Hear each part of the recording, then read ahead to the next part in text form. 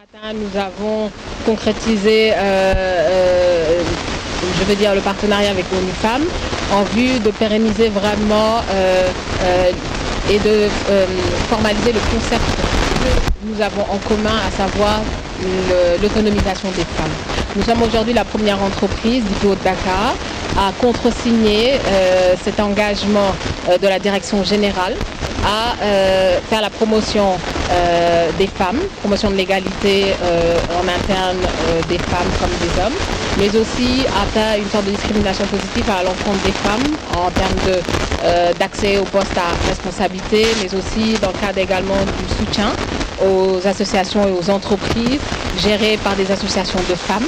Voilà, il s'agit de pas mal d'initiatives que ONU Femmes nous propose et nous accompagne pour pouvoir vraiment concrétiser cette intention que nous avons d'arriver à un niveau très correct d'autonomisation des femmes dans nos sociétés et dans notre entreprise.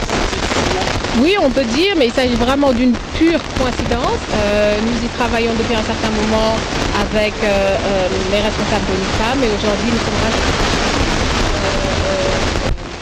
à ce jour qui est vraiment symbolique, qui lance ces manifestations et ces journées d'activisme pour la promotion de l'égalité entre hommes et femmes et surtout lutter contre tout ce qui est abus qui est perpétué au niveau de ces femmes dans le monde entier. En fait, nous sommes en partenariat avec pas mal d'écoles, notamment des écoles de formation. Là, en l'occurrence, c'est le centre de formation des métiers portuaires avec qui nous travaillons depuis longtemps. Beaucoup de leurs stagiaires qui viennent concrétiser leur apprentissage théorique par des stages en entreprise et derrière ces stages, la plupart du temps débouchent sur d'autres positions d'emploi.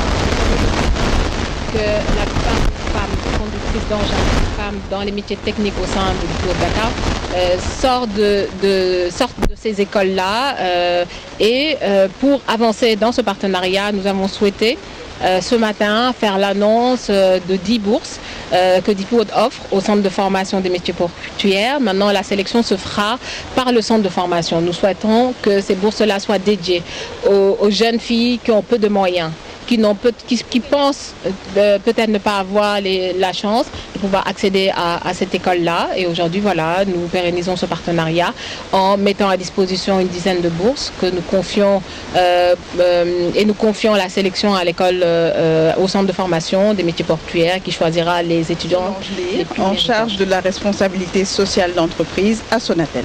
Je vais commencer par féliciter DP World pour cette initiative destinée à l'autonomisation des femmes.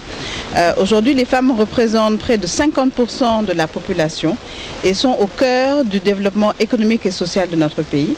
Donc cette initiative de DP World permet d'accompagner les femmes dans leur formation, dans leur montée en compétences. Et Sonatel, nous avons tenu à être présents pour faire un partage d'expérience du programme d'autonomisation que nous déployons, qui s'appelle M-Woman, destiné à montrer comment le numérique peut être un levier pour une meilleure autonomisation économique et sociale des femmes.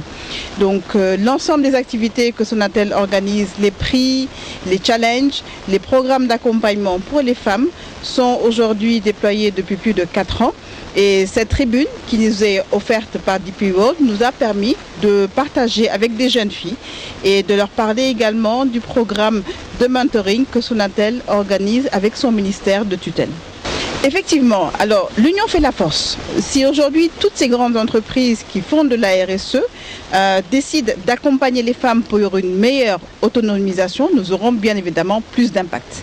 Plus de femmes seront touchées, plus de femmes en bénéficieront et je pense que c'est ça aussi l'objectif recherché, raison pour laquelle nous sommes présents aujourd'hui.